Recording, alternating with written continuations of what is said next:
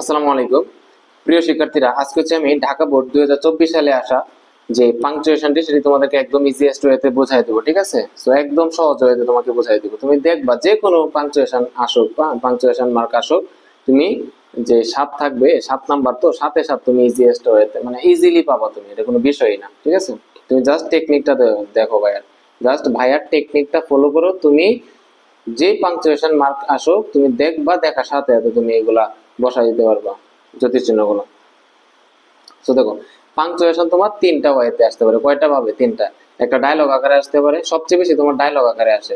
আর একটা তোমার হচ্ছে তোমার ডিরেক্ট ন্যারেশন, যেটা আছে না, ন্যারেশন আকারে আসতে পারে, ডিরেক্ট স্পিচ আকারে, আবার অনেক সময় শুধু প্যাসেজ আকারে আসতে পারে। ঠিক আছে, 3টা ওয়ের মাঝে আবার তোমার ডায়লগ আকারে সবচেয়ে বেশি আসে, এরপরে আসে তোমার ন্যারেশন আকারে, এরপরে হচ্ছে প্যাসেজ আকারে। প্যাসেজ আকারে খুব বেশি একটা দেয় না, নর্মালি একটা যে কোনো একটা প্যাসেজ আর কি। সো এটা তোমার হচ্ছে ডিরেক্ট ন্যারেশন থেকে আসছে, মানে ন্যারেশন থেকে আসছে। বলতেছে সুমি সেড টু রুমি, সুমি কি করলো? রুমিকে বললো what will you do after HSC exam, তুমি এইচএসসি পরীক্ষার পরে কি করবে? I will take preparation for varsity admission, আমি হচ্ছে কি ভার্সিটি প্রিপারেশন নিব। হোয়াটস অ্যাবাউট ইউ, তুমি কি করবে? সেড রুমি। দেখো এখানে তোমরা দেখতে পারতেছো সুমি এবং রুমির মাঝে কি হয়েছে? কৌতুকবোধন হয়েছে, তাই না? এখানেও এসটা কিন্তু কি আছে? Small letter. সো প্রথমে যে কোনো নামের প্রথম অক্ষর কি হয়? ক্যাপিটাল লেটার হয়। তাহলে কি হবে? এসটা বড় হাতের হবে। সুমি সে টু রুমি, এটা হচ্ছে একটা রিপোর্টিং ভার্ব। কি রিপোর্টিং ভার্ব? তোমরা তো সবাই জানো যে ডিরেক্ট ন্যারেশনে রিপোর্টিং ভার্বের পরে আমাদের কি দিতে হয়? একটা কমা দিতে হয়। কি দিতে হয়? কমা দিতে হয়। তো সুমি সে টু রুমি, সুমি রুমিকে বললো, একটা কমা দিলা, এরপরে কি ইনভার্টেড কমা শুরু হবে। ইনভার্টেড কমা কি হবে? শুরু হবে। What will you do after HSC exam, Sumi রুমিকে প্রশ্ন করলো যে হোয়াট উইল ইউ ডু, তুমি কি করবে আফটার এইচএসসি এক্সাম, এইচএসসি পরীক্ষা দেওয়ার পরে তুমি কি করবে? এটা কি করছে? প্রশ্ন করছে না? কি করছে? প্রশ্ন করছে। তাহলে আমি প্রশ্নবোধক চিহ্ন দিলাম। আবার দেখো এখানে হোয়াটটা কিন্তু ডাব্লিউটা আছে স্মল লেটার, এটা বড় হবে কি? ক্যাপিটাল লেটার হবে এটা। ঠিক আছে, what will you do after HSC exam, প্রশ্নবোধক চিহ্ন দিলা, শেষ। ঠিক আছে, এটা কিন্তু সুমির কথা কিন্তু শেষ। তো সুমির কথা যেহেতু শেষ, তাহলে আমার ইনভার্টেড কমাটা কি করতে হবে? শেষ করে দিতে হবে। Clear? I will take preparation for varsity admission, তখন এই রুমি উত্তর দিল যে আমি হচ্ছে মানে এইচএসসি পরীক্ষার পরে ভার্সিটি প্রিপারেশন নিব। তাহলে আই ইল, এটা কি আছে? এভাবে আছে আই এল। এটা মূলত হচ্ছে কি তোমার আই উইল, আই উইলের সংক্ষিপ্ত রূপ হচ্ছে কি আইল। তাহলে সংক্ষিপ্ত রূপ থাকলে আমরা কিন্তু মাঝে কিন্তু একটা অ্যাপোস্ট্রোফ দিতে হয়। মাঝে কি দিতে হয়? Apostrophe. I apostrophe double L, I will. মানে সংক্ষিপ্ত থাকলে আমরা কি দেই? মাঝে একটা অ্যাপোস্ট্রোফ দিই। কি দেই? অ্যাপোস্ট্রোফ দিই। আর আমরা তো জানি যে সেন্টেন্সটা কি হইতেছে, এখানে শুরু হইতেছে, আর শুরুর ক্ষেত্রে আমাদের কি দিতে হয়? ক্যাপিটাল লেটার হয়। তাহলে আইটা কি হবে? ক্যাপিটাল লেটার হবে। ক্লিয়ার? এখানে দুইটা কাজ করছে, আইটাকে ক্যাপিটাল করছি, আর যেহেতু সংক্ষিপ্ত এই জন্য কি দিচ্ছে? অ্যাপোস্ট্রোফ, এরপর দুটা এল দিয়ে দিলাম, শেষ।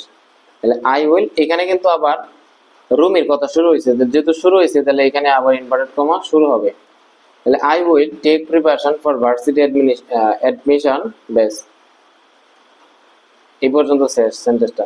I will take preparation for varsity admission, এই পর্যন্ত সেন্টেন্সটা শেষ। যেহেতু এটা অ্যাসার্টিভ সেন্টেন্স, সাবজেক্ট ভার্ব, এই জন্য শেষে কি দিছি? ফুল স্টপ দিছি। ঠিক আছে, হোয়াটস অ্যাবাউট ইউ, তোমার ক্ষেত্রে কি বা তুমি কি করবা? সেখানে কি করতেছে? এইখানে তো আবার এই যে হোয়াটসটা যে আছে, হোয়াটস বলতে কি? What is. হোয়াট বলতে কি?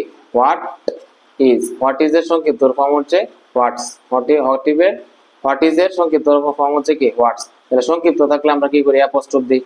তাহলে এখানে উপরে কিন্তু হবে একটা অ্যাপোস্ট্রোফ দিবা।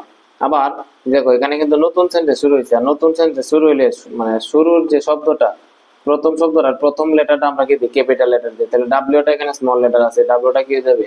ক্যাপিটাল লেটার হবে। হ্যাঁ, হোয়াটস অ্যাবাউট ইউ, এখানে কি করছে? এই রুমি কিন্তু কি করছে? প্রশ্ন করছে। তাহলে হোয়াটস অ্যাবাউট ইউ, যেহেতু হোয়াট ইজ অ্যাবাউট ইউ যেহেতু প্রশ্ন করছে, শেষে কি দিব? প্রশ্নবোধক চিহ্ন দিব। ঠিক আছে, এবং হচ্ছে রুমির কথা শেষ, ইনভার্টেড কমা শেষ করে দিব। ঠিক আছে, আর আমরা জানি রিপোর্টিং ভার্বের পরে আমাদের কি দিতে? একটা কমা দিতে, মানে এখানে কি হবে? একটা কমা হবে। ক্লিয়ার?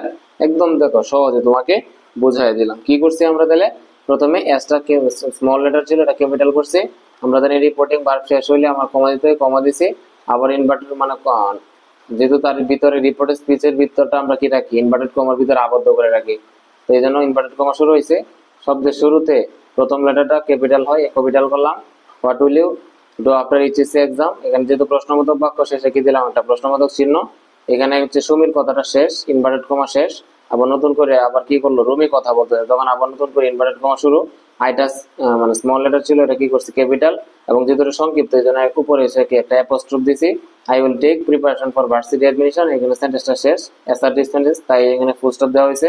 হোয়াটস, তো এটা কি, এটা একটা তোমার সেন্টেন্সে শুরু হয়েছে নতুন মানে শুরুর সেন্টেন্সে যে কোনো সেন্টেন্সে শুরুর ওয়ার্ডটা প্রথম যে লেটারটা কি ক্যাপিটাল হয়, জন্য ডাব্লিউটা কি হয়েছে ক্যাপিটাল হয়েছে।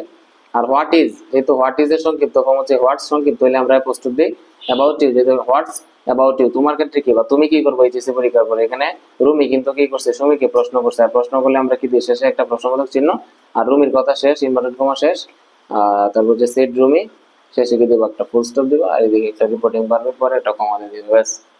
বোঝা গেছে নাকি ভাই বলো? একদম সহজ হয়তো তোমাদের বোঝাই দিলাম, ঠিক আছে।